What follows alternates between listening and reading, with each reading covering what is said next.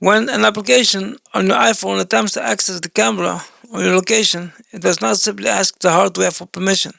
Before a single pixel is captured or coordinate is recorded, the operating system performs a critical check against the static document embedded within the application. If the developer has failed to explicitly declare the intent in this document, the operating system does not ask the user for permission. Instead, it terminates the application immediately. This is the role of the Info.plist, the fundamental declaration of intent that governs software behavior in the Apple ecosystem. To understand how privacy prompts work, one must first understand the architectural definition of an application to a general user.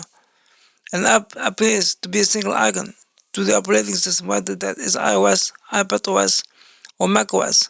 An application is a directory of files known as a bundle.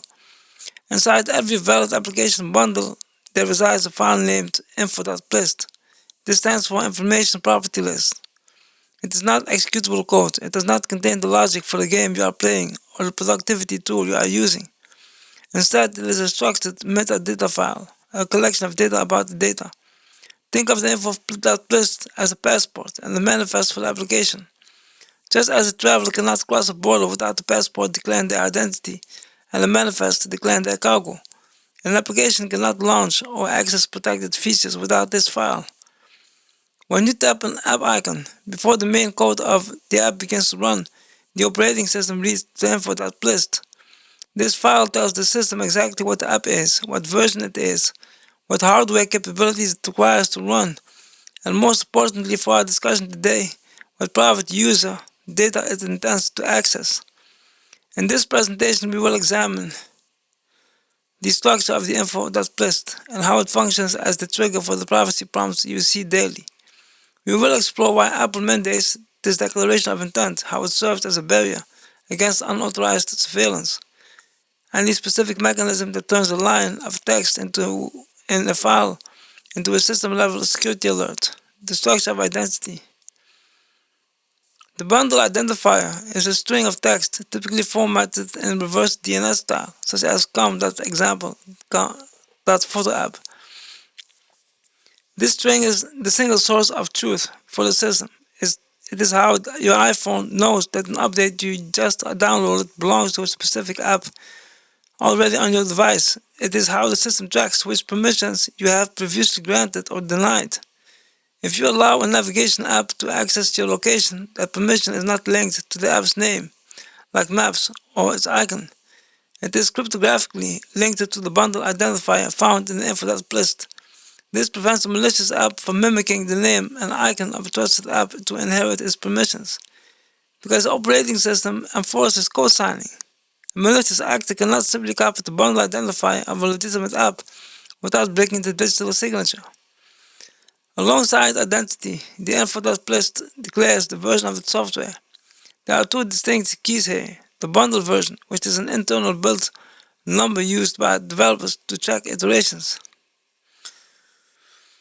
and the short version string, which is the version number you see in the App Store, like 1.0 or 2.5. While these may seem like administrative details, they are crucial for the system stability. The operating system uses this metadata to determine the compatibility. If the info.plist declares that the app requires a newer version of the iOS than what is currently installed on your device, the system will prevent the installation entirely. This is the first line of defense, ensuring that the software acts only within an environment it was designed to support. The info.plist serves another preventive function through a key known as UI required device capabilities.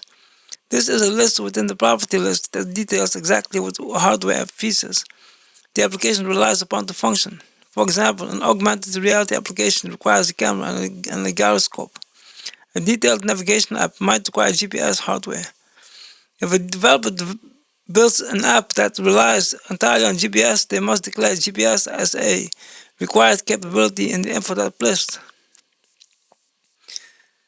When you browse the App Store, the store servers check this list against your device's hardware profile.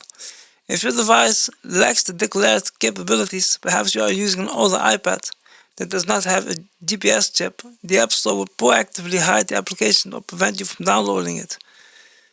This mechanism effectively filters software distribution based on the declaration in the Info.plist. It ensures that a user does not download an application that is physically incapable of running on their device. It is important to note the distinction here. This is a declaration of requirement, not necessarily a request for access. Declaring that an app requires GPS hardware ensures the app is only installed on a device with that chip, but it does not grant the app's permission toward the location data. That requires a different, more specific declaration known as a usage description, which leads us to the core of the privacy protection. In the early days of mobile operating systems, applications could often access hardware components with little transparency. Over time, Apple has shifted to a model where access to sensitive data is denied by default. To bridge the gap between denied by default and functional utility, the developer must add specific keys to the Info.plist. These are known as privacy keys in the raw XML of the file. They often begin with the prefix NS, standing for next step, acknowledging the heritage of the operating system. Common examples include NS camera usage description, NS microphone usage description, and NS photo library usage description. The presence of these keys is mandatory if an app contains code that accesses the corresponding feature. This is a hard technical requirement. If a developer writes code to turn on the camera but fails to include the NS camera usage description key in the Info.plist, the application will crash immediately upon attempting to access the camera. The operating system acts as a gatekeeper. When the app requests the camera, the system halts the process and inspects the Info.plist. It looks for a specific key matching the request. If the key is missing, the system interprets this as a violation of the privacy contract. It assumes the app is attempting to access a resource it has not declared a need for, and it terminates the app to protect the user. This crash on missing key behavior forces developers to be deliberate. They cannot accidentally leave camera accessing code in an application without also deliberately adding the metadata that explains it. It creates a paper trail, or rather a property list trail, of every sensitive capability the app possesses. Section 4. The anatomy of the privacy prompt. When the operating system finds the required privacy key in the Info.plist, it proceeds to the next step, obtaining user consent. This is the moment you see the familiar pop-up alert. It is vital to understand the anatomy of this alert box. It is constructed from two distinct sources of text. The title of the alert, for example, app name would not like to access the camera, is generated by the operating system itself. The developer cannot change this text. This ensures that the question is always phrased clearly and consistently, preventing an app from using deceptive language to trick the user. The body text of the alert, however, is pulled directly from the value string associated with the privacy key in the Info.plist. This is the usage description.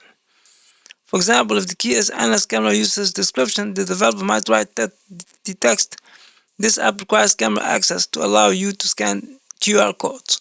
When the prompt appears, the operating system retrieves this exact sentence from the file and displays it to you. This text is the developer's opportunity and obligation to explain to the why. Why is the access necessary? How does it benefit the user? In the past, developers might have used generic placeholder text like access required.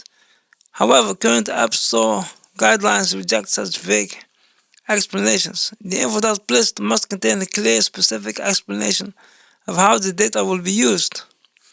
If the text is insufficient or misleading, the app will be rejected during the review process before it ever reaches the store.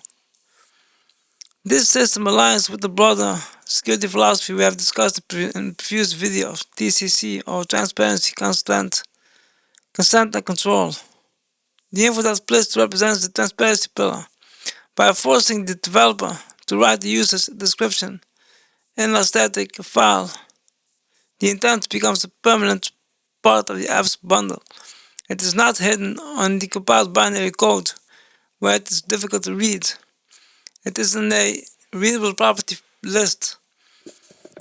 When the prompt appears, the user provides consent. The combination of the system generates the title and the developer provided explanation allows the user to make an informed decision. Once that decision is made, the operating system stores the result in the TCC database, establishing control. If you grant permission, the system knows that the bundle identifier from the Info.plist is authorized for that specific service. If you deny it, the system records the denial. Crucially, because the Info.plist is read-only for the application whilst it is running, an app cannot dynamically change its request text based on what the user is doing. The explanation is fixed at the time of development.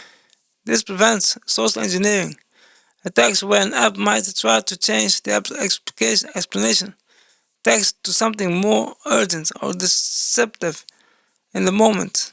The explanation you see is the explanation that was vetted by the App Store review team. The Info.plist also governs how an application behaves when you are not actively using it. This is handled through the background mode keys. By default, when you leave an app and return to the home screen, the app is suspended. It stops executing code to save battery and protect privacy. However, certain apps like music players or navigation tools need to continue running. To achieve this, the developer must declare specific background modes. In the Info.plist, for example, audio for playing music or location for turn-by-turn navigation. Just like the privacy keys, these declarations are strictly enforced if an app attempts to play audio in the background within the audio key in its Info.plist. The operating system will silence the app and suspend it the moment you switch away. Furthermore, declaring these modes subjects the application to higher scrutiny. The operating system monitors apps with these declarations to ensure that they are actually doing what they claim. If an app declares it is a navigation tool but stops using GPS while in the background, the system may terminate it to preserve resources. The Info.plist is not just a permission slip, it is a binding description of the app's behavior. In summary, the Info.plist is far more than a simple configuration file. It is the central nervous system of an application identity and permissions. It defines who the application is via the bundle identifier, what it requires via device capabilities, and acts as a strict declaration of intent for accessing your private data via usage descriptions. Every time you see a privacy prompt asking for access to your contacts, photos, or location, you are seeing the operating system reading directly from the Info.plist. It is a mechanism that enforces transparency, ensuring that no app can access your data without first declaring its purpose and obtaining your explicit consent. If you found this detailed look at application metadata and privacy prompts valuable, please subscribe for more in-depth explanations of the technologies that secure your digital life.